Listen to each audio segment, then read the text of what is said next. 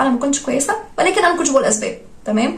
فانت متخيل معايا ان معاك شخص كنت متعود عليه فجاه بيبعد نفسه كده وما بيتكلمش وبيقول لك ان هو مش كويس. يا جماعه انتوا حيرتوني، انا ااخد انهي قرار؟ طب هل هي كده مثلا عايزه تبعد عني فانا انسحب بهدوء زي ما هي بتعمل، ولا اعمل ايه؟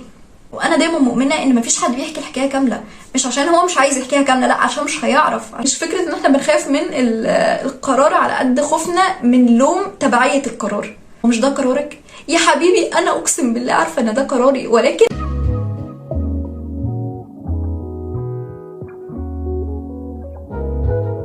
في حاجه غريبه بقت تحصل كتير جدا الفتره دي. بقى الطبيعي ان انت لما تيجي تاخد قرار في حاجه مهما كان القرار ده صغير او كبير تاخد راي الناس كلها، علشان لازم ناخد راي الناس كلها، مش عشان احنا محتارين او مش عارفين نوصل للقرار، لا بقيت حاسه عشان لازم. انا ما ينفعش اقرر قرار لوحدي، فبنلاقي مليون حد بيسال انا اعمل ده ولا اعمل ده، اقرر القرار ده ولا اقرر القرار ده، ابعد عن الحد ده ولا ما ابعدش، ومليون قرار مصيري بيتحددوا بناء على حد اللي قدامك هيعمل لاف ولا هيعمل لايك.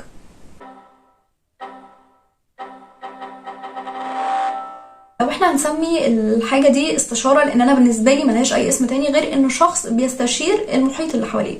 المحيط ده اللي هو ممكن يكون مليون واحد على جروب ما يعني، بس هو ده المحيط اللي حواليه. فخلينا ماشيين بس بالراحه. اول حاجه لو هيستشيرهم في موقف ما، فالحد بيحكي موقف، بيقول موقف حصل، وبناء على الموقف ده يا جماعه قولوا لي هل مثلا الشخص اللي انا حكيت عنه الموقف ده كده هو شخص كويس ولا مش كويس، كده هو مثلا عايز يبعد عني ولا مش عايز يبعد عني، كده انا ابعد عن الحد ده ولا ما ابعدش عن الحد ده، وهكذا. فانا اشكاليتي مع ان حد ياخد رايي في موقف في 3 حاجات. اول حاجه، انا ما بحبش ان اللي قدامي يختزلني في موقف. انا مثلا جت عليا فتره مريت ب3 شهور كده كنت حد فيهم بعيده جدا عن الناس القريبين مني اللي هم ممكن 3 أو 4، ولكن كنت بعيده عنهم برغبتي التامه. مش عايزه اتكلم كتير، ما بتكلمش من الاساس، ما بديش فرصه ان اللي قدامي يتكلم، يا مشغوله يا نايمه يا بعمل اي حاجه في الكون، ولكن انا مش عايزه اتكلم. وكانت حجتي الوحيده ان انا مش كويسه، وهي ما كانتش حجه، انا فعلا ما كنتش كويسه، ولكن انا ما كنتش بقول اسباب. تمام. فانت متخيل معايا ان معاك شخص كنت متعود عليه فجاه بيبعد نفسه كده وما بيتكلمش وبيقول لك ان هو مش كويس. فانا ما كنتش احبه مطلقا ان الشخص ده يشوفني من الحته دي، بس ينسى رؤية تماما وكأن الرؤية دي ما عملتش اي حاجه، وهي رؤية محطوطه في الموقف ده بس. فبعد ما خرجت من الوقت ده كنت ممتنه جدا ان الناس اللي حواليا ما عملوش ده، ان الناس اللي حواليا ما اختزلونيش في الموقف ده. فما كنتش حابه مثلا ان انا اصحى من النوم الاقي حد كاتب بوست على الفيس بيقول يا جماعه انا كان عندي واحده صاحبتي قريبه جدا مني، لكن هي الفتره دي بقت تبعد وبتسحب نفسها كده بهدوء ومش بتتكلم، حتى مش بتخليني انا اتكلم، هل هي كده مثلا عايزه تبعد عني فانا انسحب بهدوء زي ما هي بتعمل، ولا اعمل ايه؟ انا ما كنتش احب ان ده يحصل فيا، انا ما كنتش احب ان انا يتم اختزالي في الموقف ده، فبالتالي انا ما بحبش ان ده يحصل في حد.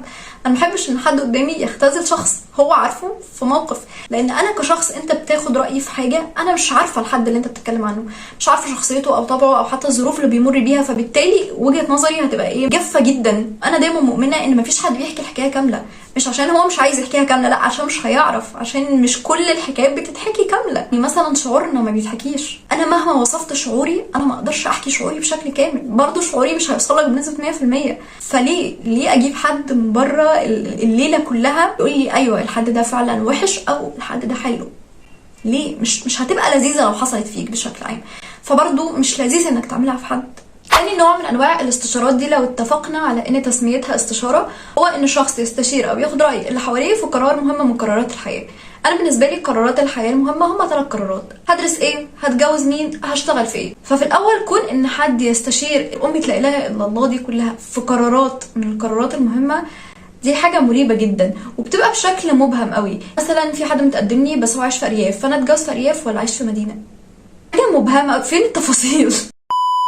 زي مثلا حد جايب اعظم مجموع في الكون وعايز يدخل اعظم كليه في الكون، فتلاقيه كاتب بوست يا جماعه انا ادخل هندسه ولا حاسبات. فمثلا لو الحد اللي بيسال ده بنت، فهتلاقي اغلب الناس بيقولوا لا خليكي في حاسبات علشان مثلا هندسه صعبه وتقيله شويه على البنات، وحاسبات ممكن تشتغلي فيها من البيت وحاجات جميله كده.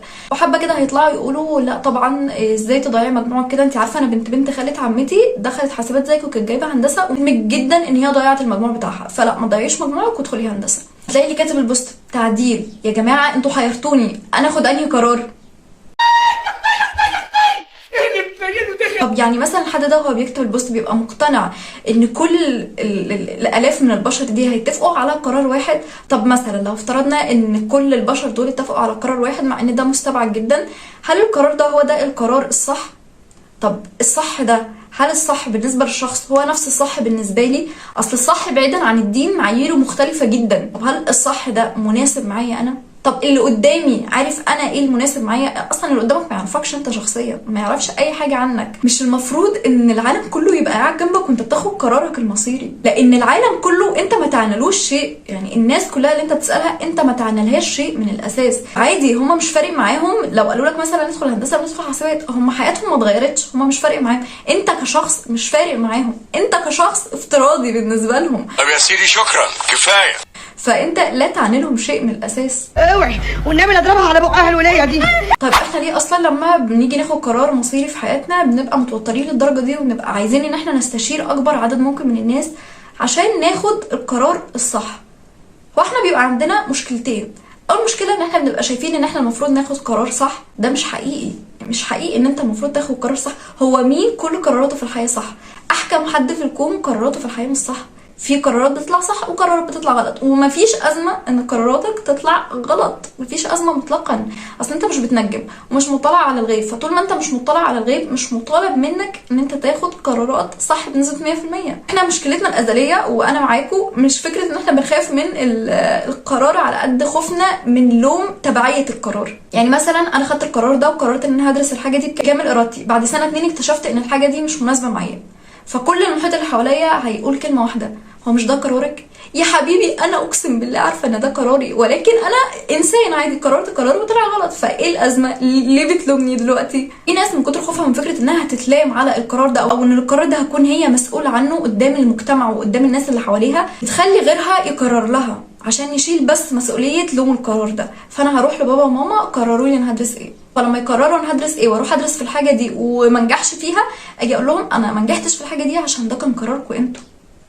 في نفس الوقت اروح لخالته وعمته واخليهم يقرروا لي انا هتجوز مين، ولما اتجوز والجوازه ما تنجحش برضو اروح اقول لهم انتوا اللي غصبتوني على الجوازه دي، انتوا اللي قررتوا لي الحد اللي انا هتجوزه، فانا للاسف ما عرفتش انجح عشان ده كان قراركم. فاحنا بشكل لا ارادي مننا احنا مش بنبقى واعيين ان احنا بنعمل ده، بنخلي اللي حوالينا يقرروا لنا قرارات مهمه جدا في حياتنا علشان احنا ما نشيلش مسؤوليه القرار ده. المسؤوليه تتشال من عندنا وتروح للشخص اللي قرر لنا القرار ده، لكن ده مش حقيقي.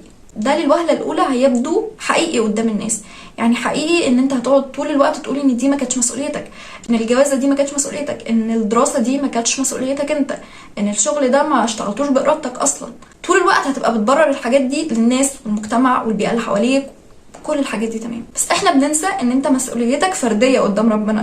انت هتيجي تتحاسب لوحدك. انت لو درست في حاجه انت مش عايزها عشان اهلك خلوك تدرسها وقعدت تسقط فيها سنين متتاليه ورا بعض، ما خدتش خطوه اتجاه ان انت تسيب الحاجه دي او تكون جد وتدرسها وبعدين بعد كده نشوف طموحاتنا واملنا والحاجات دي كلها، فانت هتقف قدام ربنا تتحاسب على الوقت ده. اهلك مش هيتحاسبوا، مفيش حد هيتحاسب غيرك، انت اللي هتشيل الليله كلها. فبما انك هتشيل الليله كلها شيلها على الاقل وانت عايز تشيلها. اختار الحاجه اللي انت مستعد انك تشيلها وما تخافش من فكره ان الحاجه دي هتفشل او هتنجح. عادي مش مشكله، احنا في رحله. ما تخليك فريش، ده احنا في رحله يا ست الكل. الفشل اوقات كتير بيوجع، خصوصا فشلنا قدام الناس. يعني طول ما انت بتفشل بينك وبين نفسك قشطه، مفيش اي ادنى مشكله، كلنا بنفشل بينا وبين نفسنا والدنيا بتبقى لذيذه. بس طول ما الفشل ده واضح للناس، ان لو انت كنت في علاقه وفشلت، الفشل بيبقى بيوجعني. احنا مبنبقاش عايزين نقول ان الحاجه دي فشلت عشان شكلنا يبقى وحش، ازاي ماليش عين اقول ان الحاجه دي فشلت. بس عادي، ايه يعني عادي، انا بفشل وانت بتفشل وكلنا بنفشل، ومفيش مشكله مع انك تفشل في حاجه. انت مش ساحر، مش بتنجم، مش عارف ايه اللي ممكن يحصل بكره. فترى عادي والله كلنا بنفشل، بس مفيش حد بيقول لك انا فشلت شاركني في فشلي، مفيش حد بيقول كده. فلما بيحصل وبنشارك حد قدامنا حاجه، بنشارك الحاجات الكويسه علشان ليه نشاركهم خيبتنا؟ ليه بجد؟ انت مش لوحدك، ولو خدت قرار وفشلت فيه فانت مش لوحدك برضو. المهم ان انت اصلا بتعرف تاخد قرار، لان في ناس بتوقف حياتها كلها على قرار. وما اتمناش ابدا ان انت تكون من الناس دي، واتمنى لك حياه دافئه لطيفه مطمئنه بها اقل قدر ممكن من الاذى النفسي او الجسدي.